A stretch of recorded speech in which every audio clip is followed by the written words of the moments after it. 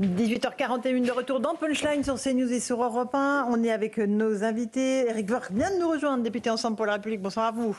Bonsoir. On va parler de l'international. On est vraiment sur cette séquence du sommet de l'OTAN. Écoutons juste Emmanuel Macron. Vous avez raison, Gauthier Lebret. On n'a pas écouté le président français. Lui, il demande 3 cessez-le-feu. Pas 1, 3. Et il a raison. Écoutez-le. Moi, je plaide pour qu'on ait aujourd'hui 3 cessez-le-feu en même temps. Et on est de plus en plus ambitieux. Mais celui qui tient et qui a été obtenu entre Israël et l'Iran, celui à Gaza, qui est indispensable et qui est pour moi une priorité absolue, et le cessez-le-feu que nous souhaitons avoir en Ukraine pour ouvrir les négociations de paix durable. Alors, je veux que ça vous fait bondir, Édouard Tétrault. Vous êtes pourtant flegmatique, normalement. Bon, non, mais je veux pas accabler... le président. Mais quand même, il me fait furieusement penser à une très bonne devise d'Henri Queuille, le regretté Henri Queuille. Il disait de façon très simple, quand vous êtes embêté, embrouillez tout. Et là, voilà, on a un président qui était à contretemps diplomatiquement sur absolument tout depuis un mois, hein, le Groenland, l'Iran, sans parler des sujets de sécurité. Et là, il essaye en fait de rattraper la séquence en embrouillant tout. 3 cessez-le-feu, pourquoi pas 4, et la guerre en Ukraine. Donc malheureusement, on sait que la parole française, depuis quelques mois, est devenue totalement inaudible sur la diplomatie, la scène de diplomatie. Je passe rapidement sur ce qui s'est passé au salon du Bourget, où alors que Israël faisait, comme disait Friedrich Merz, le sale boulot à notre place de détruire les sites en Iran, on boycottait les industriels israéliens de l'armement au Bourget en mettant des teintures noires devant leur stand. Non, malheureusement, nous sommes devenus totalement inaudibles. On finit par espérer que cela ne dure pas jusqu'à 2027. Gauthier Lebret.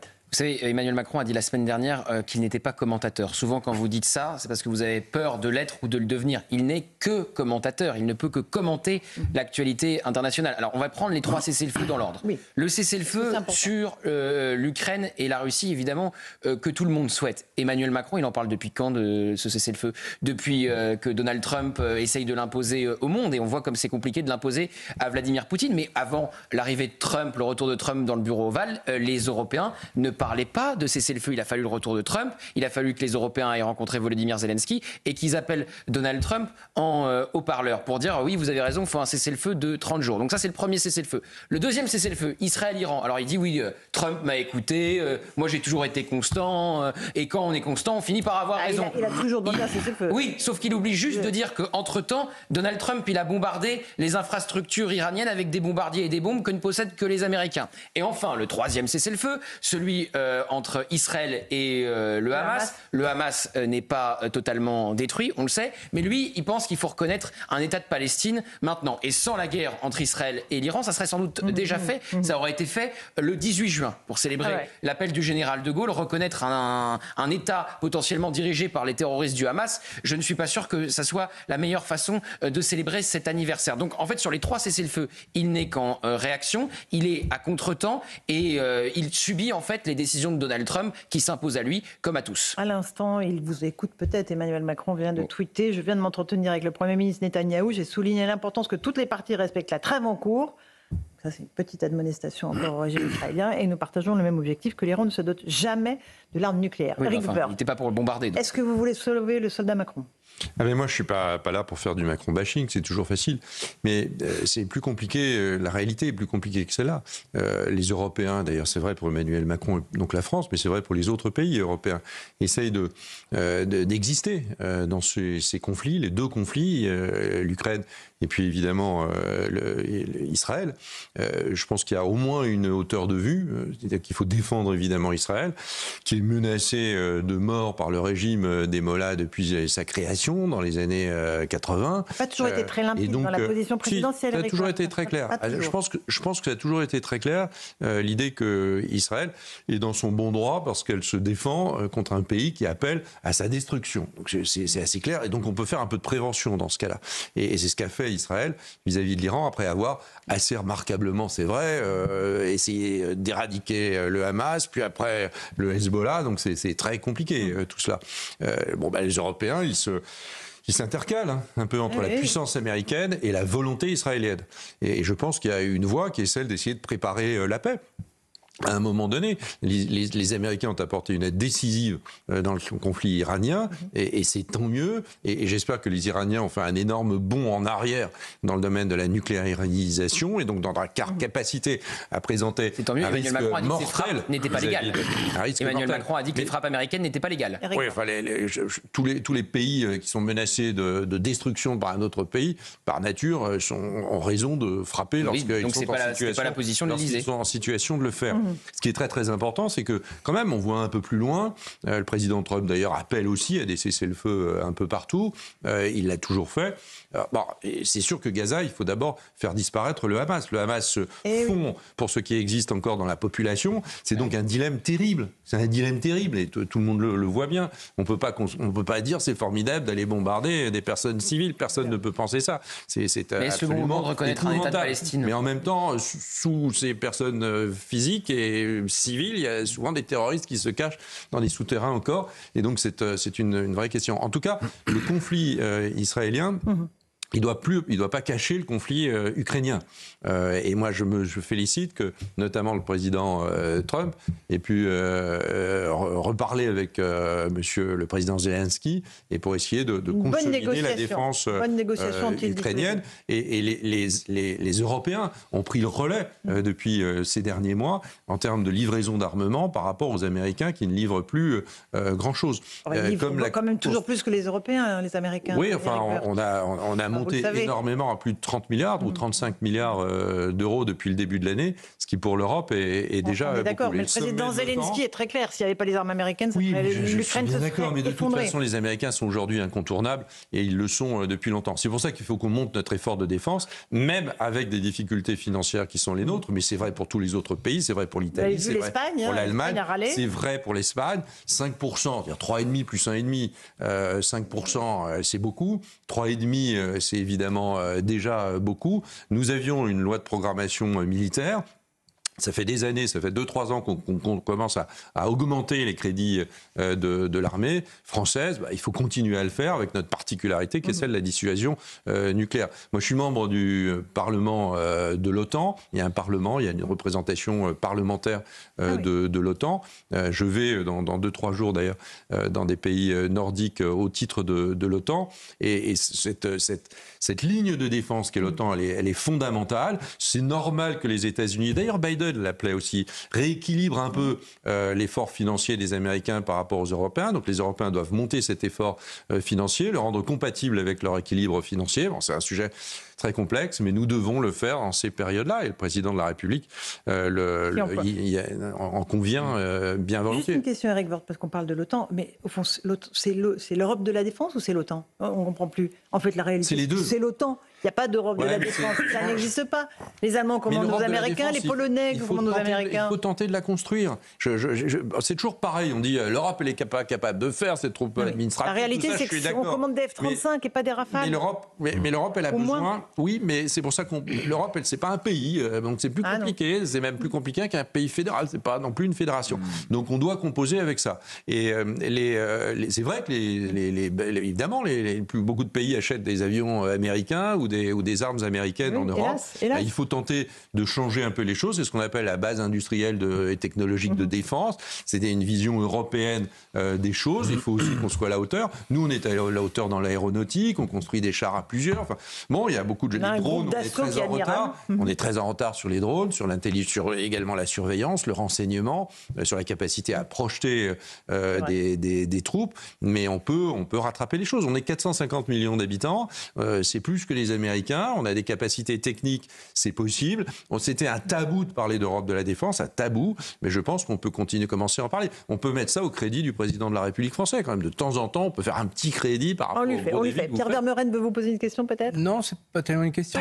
Enfin oui, l'Europe de la défense, tout le monde l'aimerait, mais il faut laisser les Européens du Nord à leur fascination pour l'Amérique, rejoints par les Polonais, et peut-être faire justement des cercles à l'intérieur de l'Europe, peut-être faire une Europe de la défense des pays méditerranéens avec l'Italie et l'Espagne, parce que pour le coup, on a des complémentarités, on a des intérêts stratégiques qui sont les mêmes en Méditerranée, face au Maghreb, voilà, donc peut-être que c'est une dimension possible avec les Portugais, les Suisses, les Belges, peut-être s'ils le veulent, mais à ce moment-là, si vous voulez, parce que sinon, tout le monde dit je veux la paix, tout le monde fait la guerre, sauf les Européens, parce qu'ils n'ont pas les moyens. Enfin, les Danois, les Finlandais, les Norvégiens sont extrêmement inquiets, ils se préparent, les pays baltes. Mais ils ont peur de la Russie.